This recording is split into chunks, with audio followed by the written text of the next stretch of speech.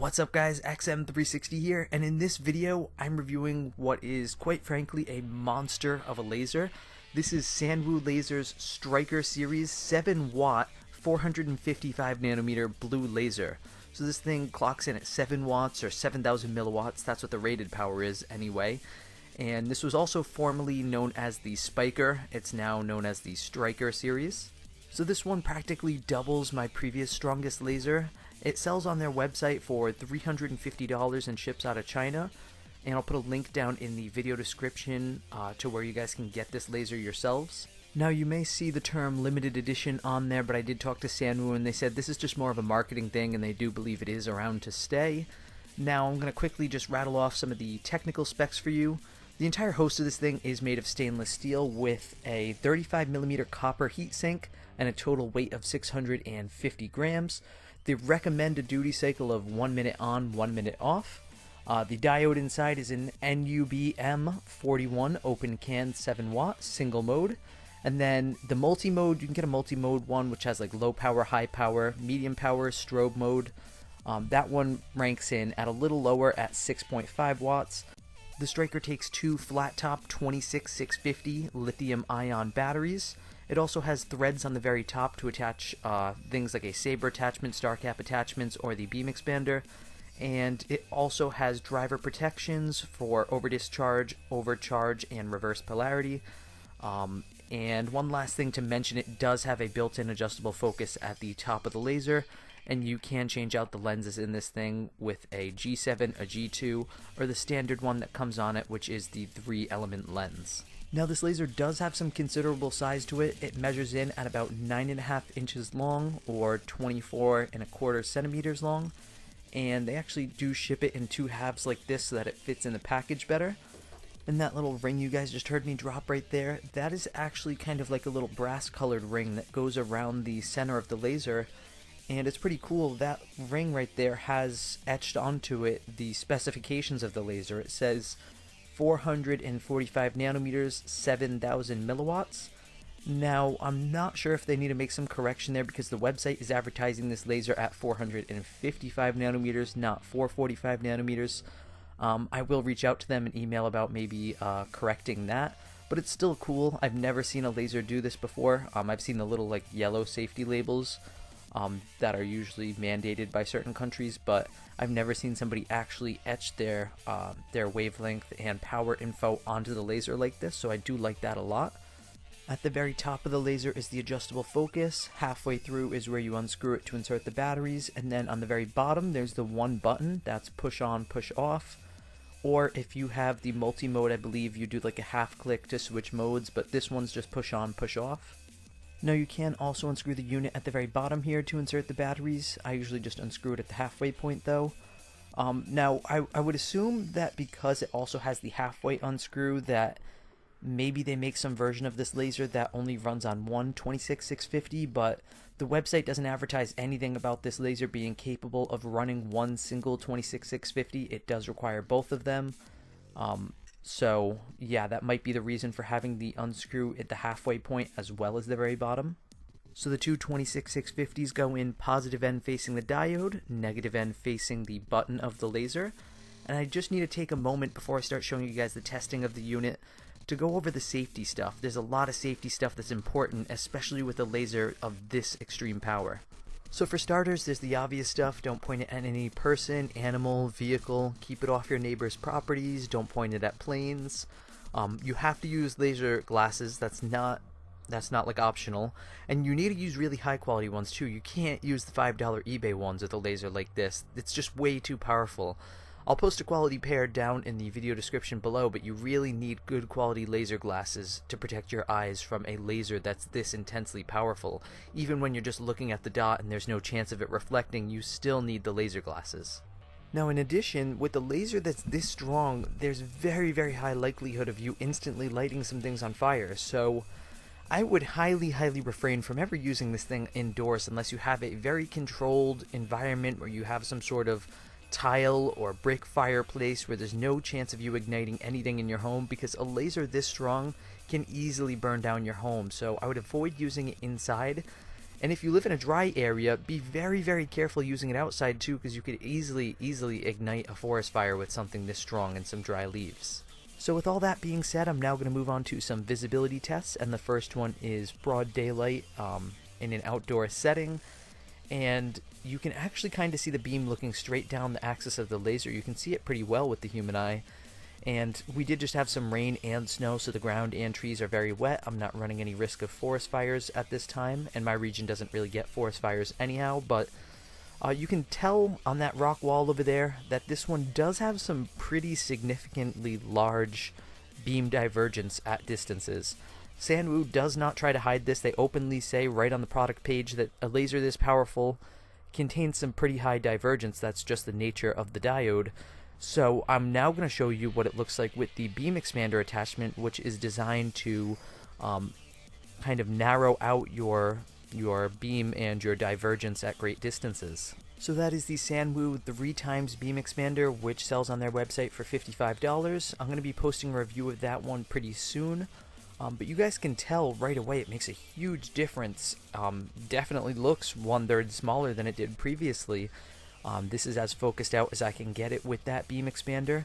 So I do recommend, if you are going to get this unit, to get the beam expander with it, because it does have some very significant divergence at distances.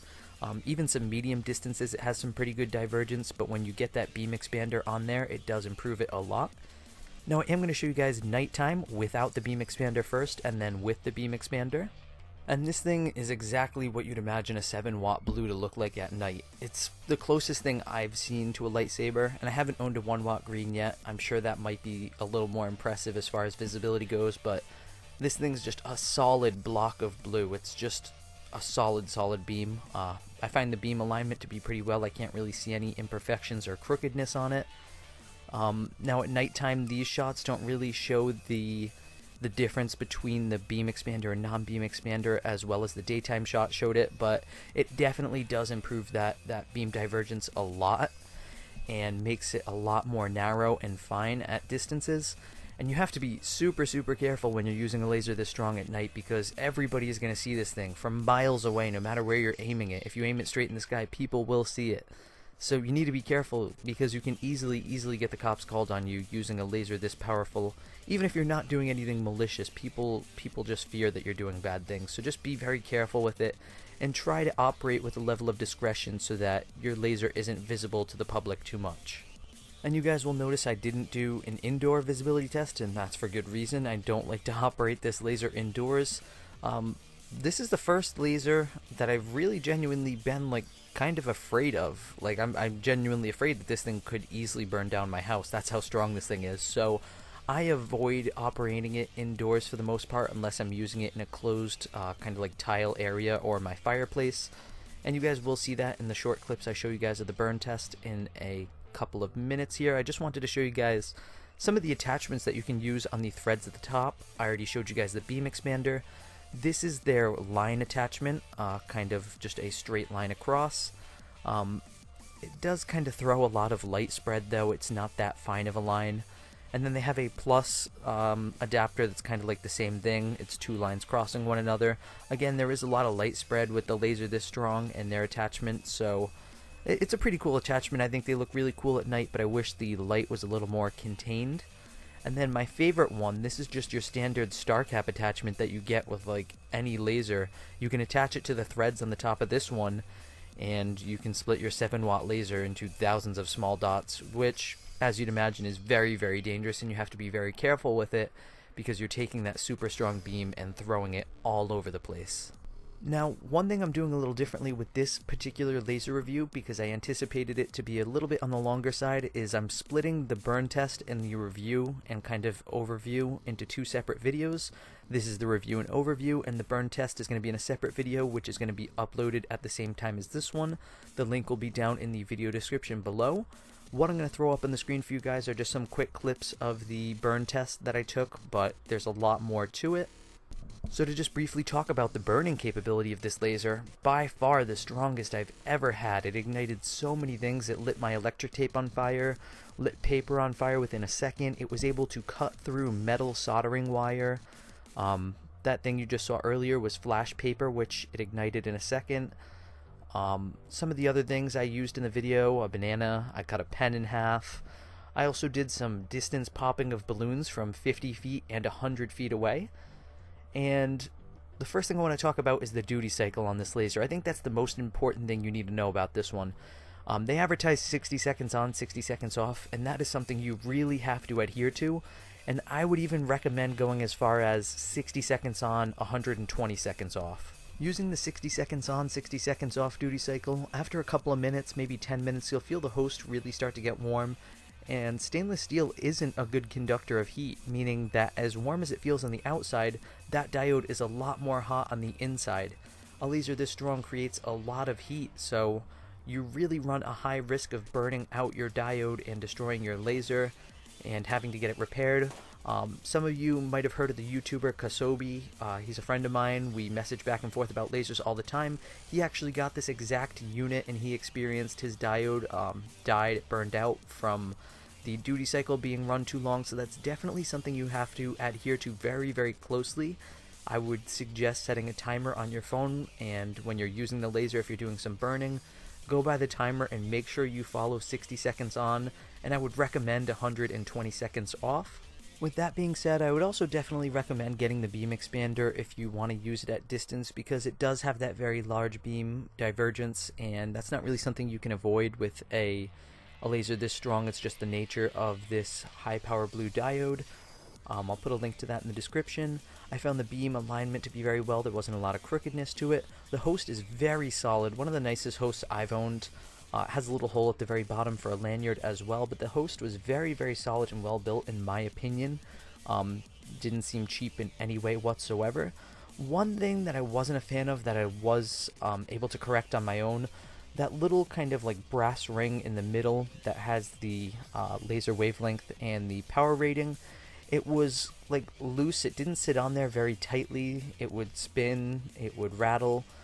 So one thing I did was I took it off and I just kind of lined the area underneath it with like 2 layers of just normal Scotch tape. I cut it thin enough so that it wasn't visible, it didn't stick out of the edges, and then I put the little brass fitting back on there, and the Scotch tape was enough that it made the host of the laser thicker, and it held that little brass fitting there on there very nice and tight, and it didn't move around anymore. So you might want to do that if you get this laser. Now, one thing you guys haven't heard me mention yet is the true power of this unit, and that's because I don't have an LPM that even comes close to being able to measure the power on this one. So for that, I'm going to reference you guys to a very good quality review on Laserpointerforums.com, which I'll link in the video description, on this exact laser. It's by Brewdiver82. He measured it with his Astralist LPM, and he measured it out at 7.5 watts, and that's with the single mode diode. He also did some pretty cool things like cutting beer bottles in half, and he has some nice shots of it with the saber attachment on it, so you should definitely give that review a read. But yeah, with that information, that's really cool. This laser is actually over spec at about 500 milliwatts over, so that's really nice as well. Just to briefly touch on the price point, $350, it's up there, it's pretty pricey, but I thought it was okay for the price. I know there'll be people out there that will talk about how building it is a lot cheaper. I'm not really going to talk too much on that point just because I haven't built my own laser yet and I haven't done enough research onto building my own unit yet, so I don't really feel it's my place to talk about the comparison between this price and the price to build your own unit, but if people want to engage in that conversation in the comments below, I'd love to hear it. So yeah, I was definitely pleased with this laser. It was a monster of a unit, and it's probably going to be the strongest one in my collection for a very good amount of time. So I'll put all those relevant links in the video description below. Sorry that this video was a little bit on the longer side, but there was just so much to say about this laser. If there's anything that you guys felt I left out, ask me in the comments down below and I'll try to answer your question to the best of my ability. I also think it's important to note that this laser was sent to me free of charge from Sanwu Lasers as a review unit for my honest review. I did want to make that known to you guys. If you guys found this review interesting in any way, hit that like button down below, and if you're new to my channel, hit that subscribe button for lots of awesome laser videos just like this one. And as always guys, thank you for watching from XM360.